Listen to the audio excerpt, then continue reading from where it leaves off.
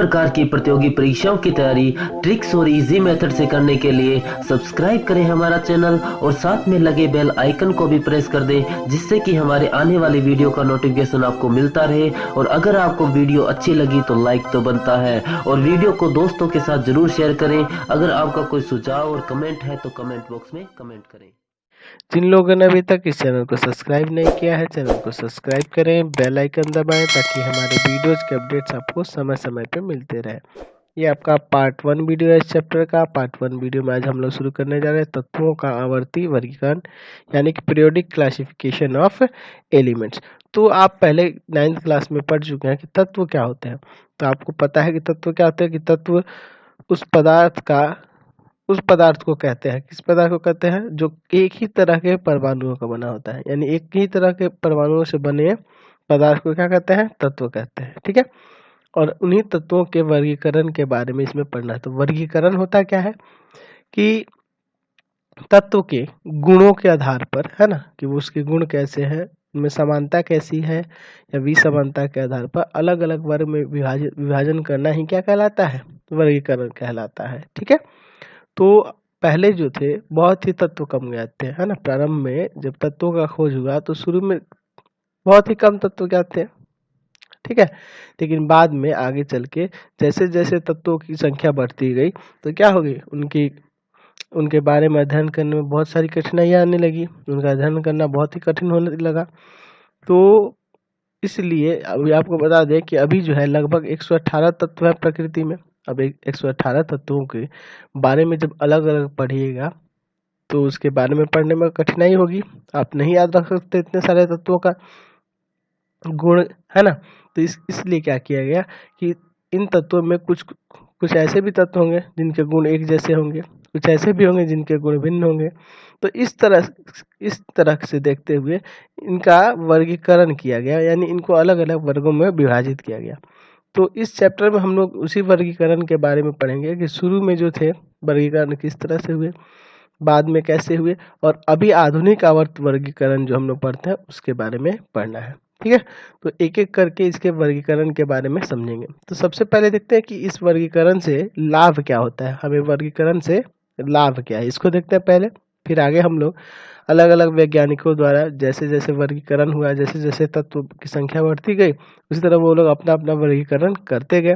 तो इसके बारे में हम लोग पढ़ेंगे। ठीक है। तो हम लोग देखते हैं इससे क्या लाभ है। पहली बात आती है कि इनमें तत्वों के गुणों का अध्ययन नियमित तरीके से किया जा सकता है, यानी इसमें नियमित तरीके से हम लोग उसके बारे में अध्ययन कर सकते हैं। दूसरी क्या बात आती है कि सभी तत्वों के गुणों का अलग अलग अध्ययन करने की आवश्यकता नहीं पड़ती, क्योंकि किसी एक समूह के विशिष्ट तत्वों के गुणों की जानकारी हो जाने पर उस समूह के अन्य तत्वों की भी जानकारी का अनुमान लगाया जा सकता है। कहने का मतलब कि उस समूह में एक जैसे गुण वाले रखे गए हैं तो उसमें एक के बारे में पता चले तो बाकी के गुणों का भी आप अनुमान लगा सकते हैं। ठीक है। अगली बात आती है कि किसी समूह के तत्वों के गुणों में होने वाले क्रमित परिवर्तन को भी समझना आसान हो जाएगा। उसमें जो क्रमित परिवर्तन हो रहा है ना, क्रमित मतलब लगातार एक के बाद जो एक परिवर्तन आप देखिएगा। तो आगे चल कर हम लोग देखेंगे कि किसी वर्ग के जो होंगे तत्व वो एक ही जैसे होते हैं, यानी एक ही जैसे गुण प्रकट करेंगे, तो इसका समझना उससे आसान हो जाता है। ठीक है। इसलिए वर्गीकरण जरूरी है। अगला क्या है कि इससे क्या होता है कि विभिन्न समूहों के तत्वों के पारस्परिक संबंध की जानकारी भी प्राप्त होती है, यानी उनमें पारस्परिक संबंध एक दूसरे से कैसा संबंध बना रहे हैं, यानी उनके परमाणु संख्या में कुछ हो रहा है, या कि उसके इलेक्ट्रॉनिक विन्यास में कुछ आपको दिख रहा है, या उसके परमाणु द्रव्यमान में कुछ अंतर आपको दिख रहा है, तो ऐसे ही उससे जानकारी हमें प्राप्त होगी। तो ये सब सारी जानकारियां हमें तत्वों के वर्गीकरण से प्राप्त होगी। तो चलिए आगे देखते हैं इसमें। तो चलिए सबसे पहले शुरू करते हैं तत्वों के वर्गीकरण का प्रारंभिक प्रयास, है ना। यानी प्रारंभिक प्रयास हुआ था धातु और अधातु में वर्गीकरण।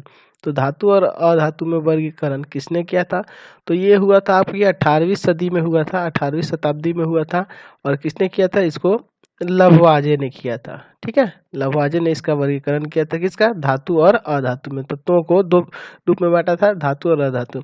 तो इनके अनुसार क्या मानना था कि जो धातु होते हैं, है ना, या अधातु जो होते हैं, ये एक जैसे कुछ गुण प्रकट करते हैं। अधातु होते हैं। ठीक है। तो ये कुछ एक जैसे गुण प्रकट, मतलब सभी धातुएं देखी जाए तो सभी धातुएं जो होती हैं चमकीली होती है, आघातवर्धनीय होती हैं, तन्य होती है। आप देख रहे हैं ना, धातु में अलग प्रकार की चमक होती है, चमकीली होती हैं धातुएं, है ना, और क्या होती हैं तो आघातवर्धनीय होती है, आघातवर्धनीय होती हैं, है ना, और क्या होती हैं तन्य होती हैं। या अधातु में देखते हैं तो ये भी अधातु जो होंगे एक जैसा अपना गुण प्रकट करते हैं, है ना, कुछ जैसे ये इनमें कोई चमक नहीं होती है, मतलब कि ये उदासीन होती है, उदास होती हैं, धातुएं उदास होती हैं, है ना। ये आघातवर्धनीय नहीं होती है, न तन्य होती है ना, नहीं होती है ना आघातवर्धनीय, आघातवर्धनीय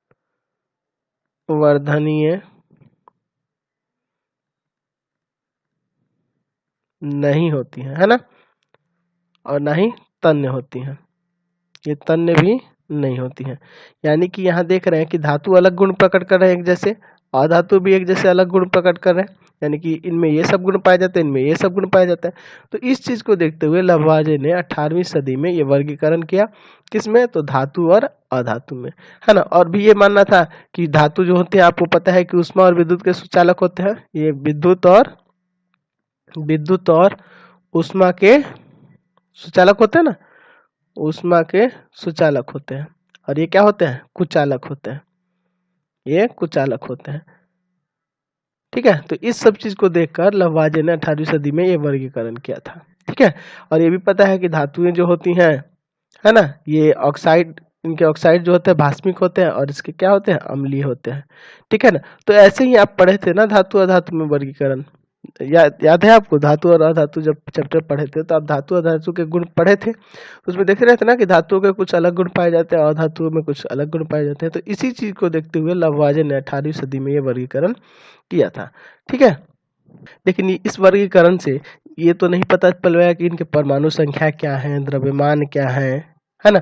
कुछ ऐसे भी देखे थे कि देखे थे ना, याद है कि अधातु होते हुए भी ग्रेफाइट चमकीला होता है, तो भैया वो किस ग्रुप में रखिएगा, ठीक है। वैसे अधातु है तो कुछ ऐसे भी अधातु है ना। अब जैसे धातु की बात करें तो देखे थे ना कुछ अपवाद भी होते थे, अपवाद होते थे ना धातु और अधातु में।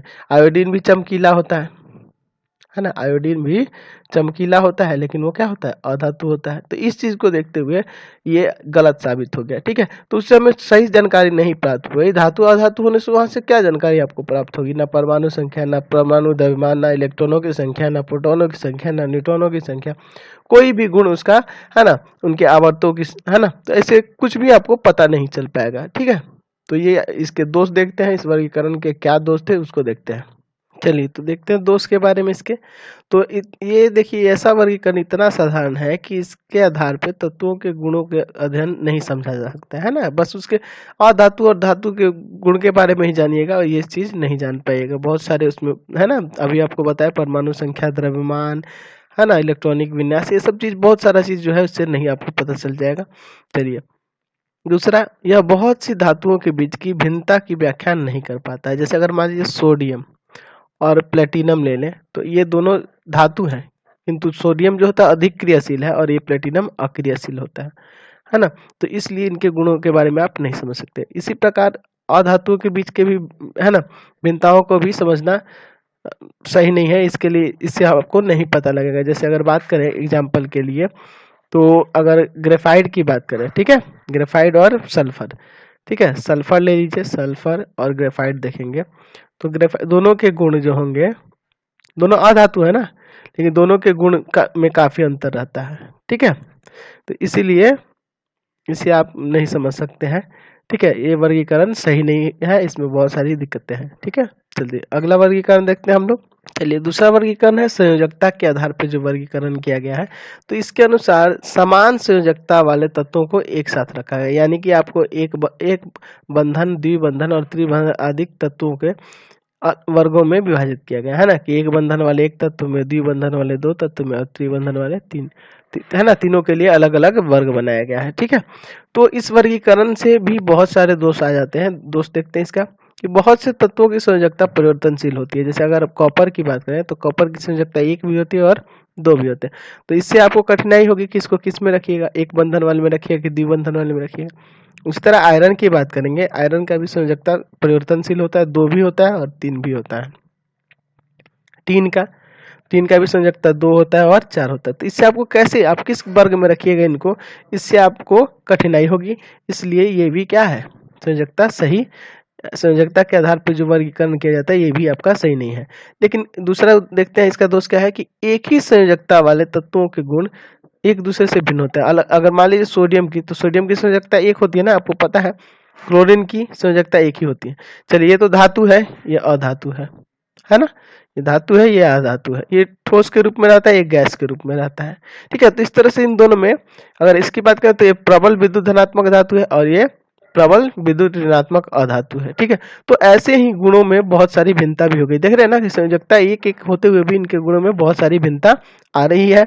और ये देखिए, एक ही तत्व की संयोजकता अलग अलग भी हो जा रही है। तो इसको किस वर्ग में रखिएगा, तो इसलिए ये भी वर्गीकरण सही नहीं रहा। ठीक है, अगला देखते हैं।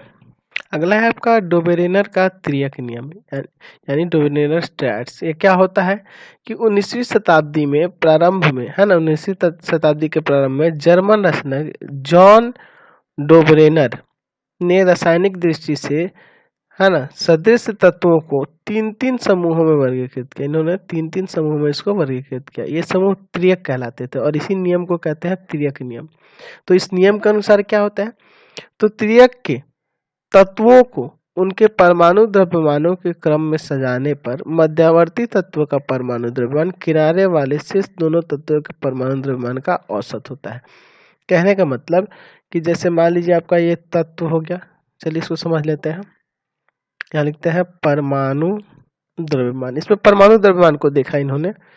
चलिए तत्व लेते हैं, पहला लेते हैं कैल्शियम। पहला तत्व है आपका कैल्शियम।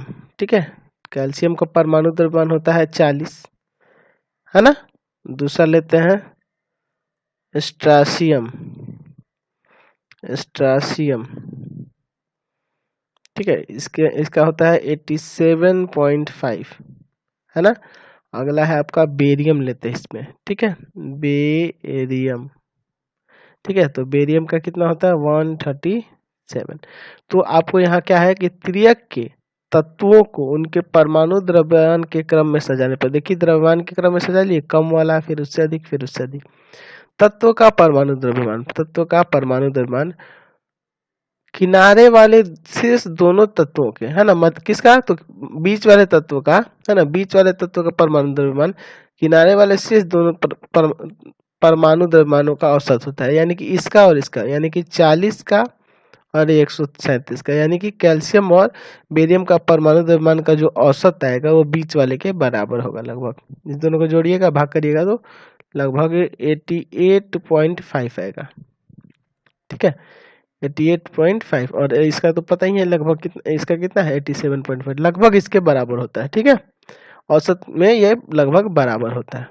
उसी तरह दूसरा एग्जांपल लेते हैं हम लोग, है ना। तो किसका किसका लेते हैं, चलिए लिथियम ले लेते हैं। लिथियम, ठीक है, लिथियम, है ना। तो लिथियम का परमाणु द्रव्यमान 7 होता है ना। दूसरा लेते हैं हम लोग किसका, दूसरा लेते हैं सोडियम। सोडियम, सोडियम का 23 होता है ना। और है आपका पोटेशियम। पोटेशियम, तो पोटेशियम का होता है 39। ठीक है, तो इसका इसका जोड़िएगा 7 + 39/2, तो ये दोनों जोड़ देंगे, है ना। तो 46/2 यानी कि कितना हो जाएगा 23 आ जाएगा ना, सही है ना। चलिए, तो यहाँ देख रहे हैं ये 23 जो है इसके बराबर है ना, लगभग इसी के बराबर होता है। ठीक है, तो प्रारंभ मध्य वाले तत्व का परमाणु द्रव्यमान जो होगा शेष, मतलब प्रथम और लास्ट में, है ना, क्योंकि इसमें 3 ही ना तत्व हैं। तो त्रियक में क्या देखना होगा कि बीच वाले तत्व का, मध्य वाले तत्व का, किनारे वाले तत्वों के योग का औसत होता है। ठीक है, यानी कि एक तरह से कह सकते हैं कि इन दोनों का जो माध्य होगा वो बीच वाला तत्व होगा। ठीक है, तो यहाँ से त्रियक नियम समझ गए। चलिए, तो अब इसकी विशेषताएं के बारे में जान लेते हैं कि त्रियक नियम की क्या विशेषताएं हैं।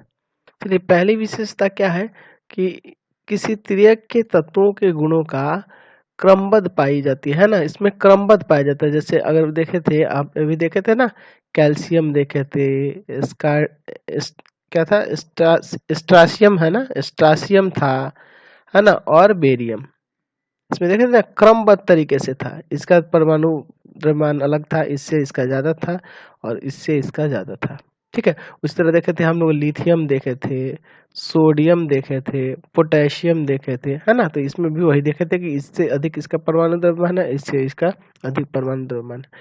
ठीक है, तो ये हमें क्रमबद्धता पाई गई इसमें। ठीक है, ये इसकी विशेषता है। दूसरी विशेषता क्या है कि ये तत्वों के परमाणु द्रव्यमान और उनके गुणों का एक प्रकार का संबंध स्थापित करता है ना, उनके द्रव्यमान में और उनके गुणों में एक संबंध स्थापित करता है।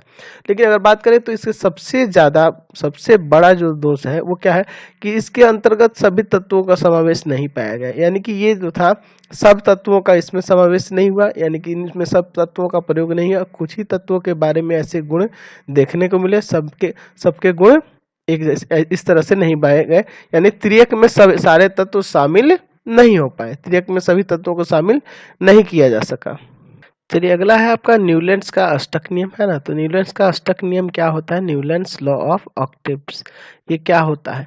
तो 1865 या 66 में, है ना, अंग्रेजी रसायनज्ञ जॉन न्यूलैंड्स ने अपने समय तक आविष्कृत तत्वों के उनके परमाणु द्रव्यमानों, है ना, उनके परमाणु द्रव्यमानों के क्रम में सजाकर एक नियम का प्रतिपादन किया, जिसे न्यूलैंड्स का अष्टक नियम कहते हैं। ठीक है, तो इसे 1865 या 66 में अंग्रेजी रसायनज्ञ कौन थे, तो जॉन न्यूलैंड्स थे। इन्होंने जितने भी तत्व ज्ञात थे उन्हीं तत्वों के द्रव्यमान को लेकर, है ना, उनके परमाणु द्रव्यमान को लेकर एक क्रम में सजाया, है ना, और उस क्रम को क्या नाम दिया, तो न्यूलैंड्स का अष्टक नियम दिया। ठीक है, इस नियम के अनुसार क्या होता है कि यदि तत्वों को उनके बढ़ते हुए क्रम में परमाणु द्रव्यमान के क्रम में सजाया जाए, है ना, यानी कि बढ़ते हुए क्रम में परमाणु द्रव्यमान के क्रम के अनुसार सजाया है, तो किसी भी तत्व के से प्रारंभ करने पर आठवें तत्व का गुण पहले तत्व के गुण के समान होता है।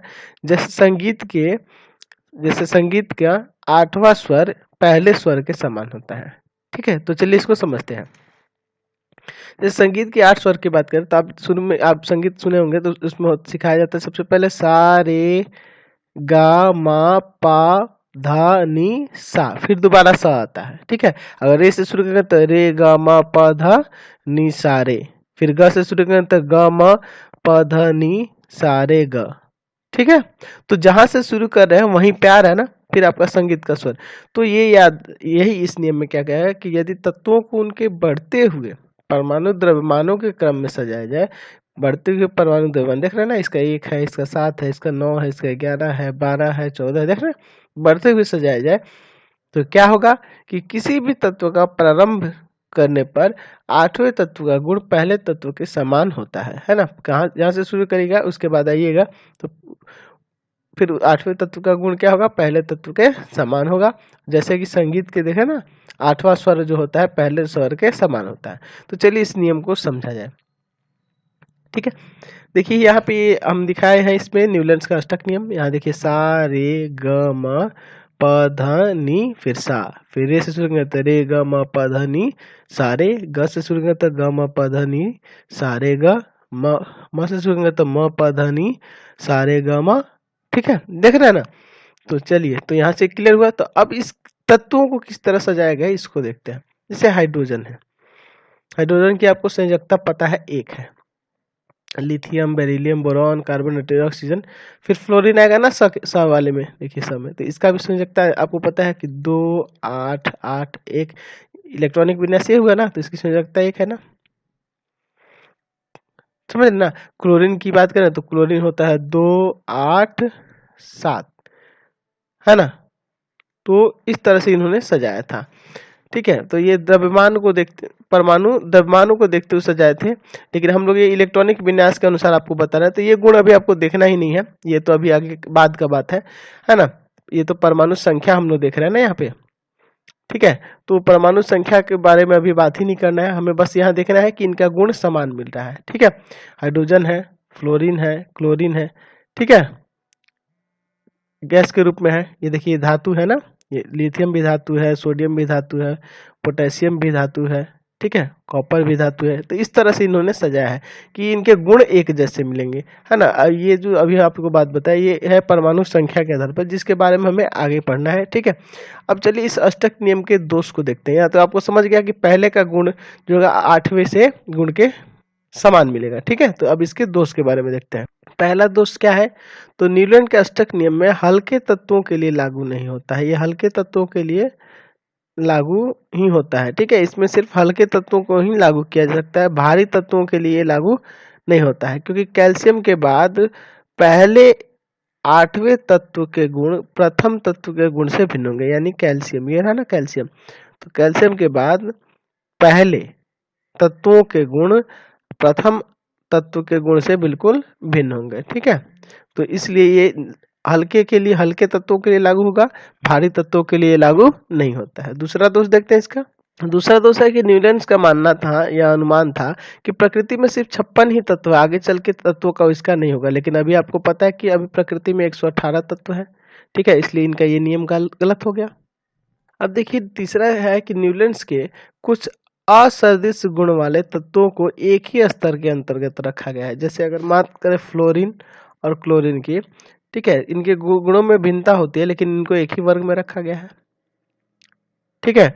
उसी तरह कोबाल्ट की बात करें और निकेल की बात करें, तो कोबाल्ट और निकेल की यहाँ देख रहे हैं, तो इनको भी एक ही, है ना, एक ही साथ रख दिया गया है, क्योंकि लेकिन इनके गुणों में भिन्नता होती है। उसी तरह यहाँ देखिए फ्लोरीन हुआ, कोबाल्ट हुआ, निकेल हुआ, इनको अलग अलग रखा गया है ना। समानता होते हुए भी इनको अलग अलग रखा है, फ्लोरीन को और कोबाल्ट को, ठीक है। तो इस तरह से, सॉरी फ्लोरीन में नहीं होना चाहिए, आयरन होना चाहिए, है ना, फ्लोरीन नहीं, सॉरी आयरन में, है ना, आयरन और कोबाल्ट निकेल का। तो आयरन कहाँ है आपका, तो देख रहे हैं ना ये आयरन यहाँ पे आपका, ठीक है। दोनों को अलग अलग रखा गया ना, इसको सा वाले में, इसको नी वाले में, तो इनका गुण अलग अलग, इन गुणों में इनके गुणों में समानता होते हुए भी अलग अलग रखा गया है, ठीक है। तो इस तरह से इनमें बहुत सारे दोष है। ये फ्लोरीन देखिए, फ्लोरीन और क्लोरीन को देखिए, ठीक है। तो इनमें भिन्नता होते हुए भी एक में ही रख दिया गया और इनमें समानता होते हुए भी अलग अलग रखा गया है, आयरन में और कोबाल्ट में, ठीक है। तो ये सब दोष हुए।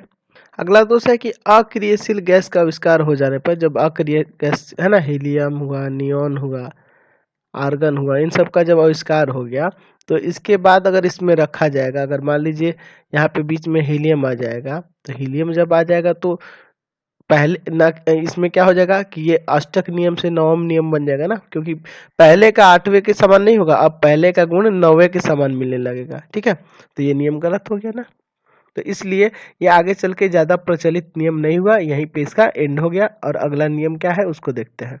चलिए अगला हम लोग मेंडलीव की आवर्त सारणी को जानने से पहले थोड़ा जान लेते हैं मेंडलीव थे कौन, ठीक है, क्योंकि इनका बहुत बड़ा योगदान है पीरियोडिक टेबल में, ठीक है।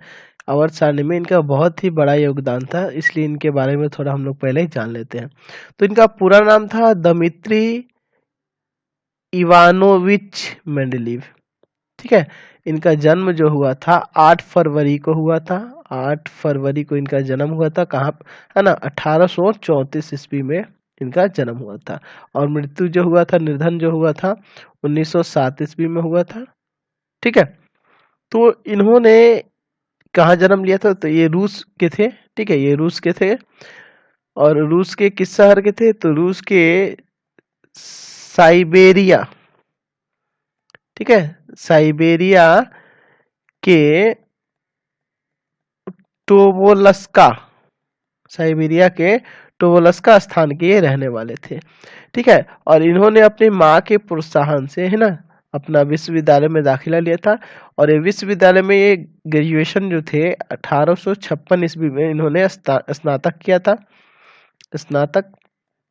और 1865 ईस्वी में पीएचडी किए थे, ठीक है। इनका 1865 ईस्वी में पीएचडी हुआ था, ठीक है, पीएचडी की उपलब्धि मिली। और इन्होंने 1867 ईस्वी में, है ना, सेंट पीटर्सबर्ग विश्वविद्यालय, विश्वविद्यालय, है ना, में सामान्य रसायन के ये शिक्षक के रूप में वहाँ नियुक्त हुए थे, ठीक है, प्राध्यापक के रूप में नियुक्त हुए थे। तो इनका सारा श्रेय इनकी माँ पे ही जाता है, क्योंकि माँ के ही प्रोत्साहन से, ठीक है, इन्होंने स्नातक किया, पीएचडी किया, ठीक। और इन्होंने मेंडलीव जो थे, इन्होंने अपनी एक आवर्त सारणी दी थी, ठीक है, और इस आवर्त सारणी के आधार पर ही आधुनिक आवर्त सारणी बनाई गई है, ठीक है। तो इनका नाम जानना बहुत ही जरूरी था। तो इनका आवर्त नियम जो था ये बहुत ही उपयोगी रहा, और इसी आवर्त नियम के अनुसार अभी जो आधुनिक आवर्त सारणी है, क्योंकि ये जो जिन्होंने जब अपनी आवर्त सारणी बनाई थी उसमें 63 ही तत्व मौजूद थे, ठीक है। लेकिन अब आप जानते हैं कि 118 तत्व मौजूद है। तो इन्होंने जो बहुत बड़ा योगदान दिया था आवर्त सारणी में, तो इन्हीं योगदान के बारे में हमें जानना है कि इनके आविष्कार, इन्होंने जब अपनी आविष्कार की आवर्त नियम को आवर्त सारणी बनाई, तो उस आवर्त सारणी में किस तरह से तत्वों को रखा है, कैसे वर्गीकृत किया गया है, इसी के बारे में जानना है। और इन्होंने अपने 1890 ईस्वी में जो विश्वविद्यालय, किसमें, तो सेंट पीटर्सबर्ग विश्वविद्यालय में जो ज्वाइन हुए थे 1867 में, 1890 में उसका त्याग पत्र दे दिया था और वहां से निकल गए, ठीक है। और इन्होंने बाद में माप तौल विभाग था उसमें भी कुछ दिन निदेशक के रूप में नियुक्त किया गया था, ठीक है, माप तौल विभाग में। और 1907 में इनकी मृत्यु हो गई थी, 1907 में इनकी मृत्यु हुई। तो चलिए अब इनकी आवर्त सारणी के बारे में थोड़ा जानते हैं। तो मंडलीव की आवर्त सारणी के बारे में चलिए देखते हैं इसमें, ठीक है। तो इन्होंने 1869 में, है ना, 1869 में, ये आपको अभी बता चुके हैं कि ये रूसी रसायनज्ञ थे, है ना, और इनका नाम था दमित्री मेंडलीव, ठीक है। इन्होंने क्या किया था कि तत्वों के भौतिक और रासायनिक गुणों का गहन अध्ययन किया था, और ये वर्गीकरण किया था किसका, तो आवर्त नियम अपना बनाया था। तो उन्होंने उसके बारे में गहन अध्ययन किया। उन्होंने क्या देखा कि तत्वों के गुणों में क्रमित परिवर्तन होता है, ठीक है, क्रमित परिवर्तन होता है, और तत्वों के एक निश्चित संख्या के बाद लगभग समान गुण वाले तत्व पाए जाते हैं। और इन्हीं दोनों चीज को देखते हुए इन्होंने अपना निष्कर्ष निकाला और उस नियम का प्रतिपादन किया, जिसे मेंडलीव का आवर्त नियम हम लोग कहते हैं, ठीक है। तो इस नियम के अनुसार क्या है कि तत्वों के भौतिक और रासायनिक गुण उनके परमाणु द्रव्यमान के आवर्त फलन होते हैं। अर्थात कहने का मतलब कि यदि तत्वों को उनके बढ़ते हुए परमाणु द्रव्यमानों में सजाया जाए तो एक निश्चित संख्या के बाद समान गुण वाले तत्व पाए जाएंगे, ठीक है। तो ये जो है किसका नियम है, तो मेंडलीव का आवर्त नियम है, ठीक है। तो इसमें देखते हैं अब क्या क्या होता है इस आवर्त नियम में। चलिए, तो ये जो देख रहे हैं आकृति, ये आपकी मेंडलीव की आवर्त सारणी है, और इसमें टोटल जो है 63 तत्व ही उस समय ज्ञात थे, है ना, 63 ही तत्व ज्ञात थे, और इसे 1871 में मेंडलीव ने इसे बनाया था, ठीक है।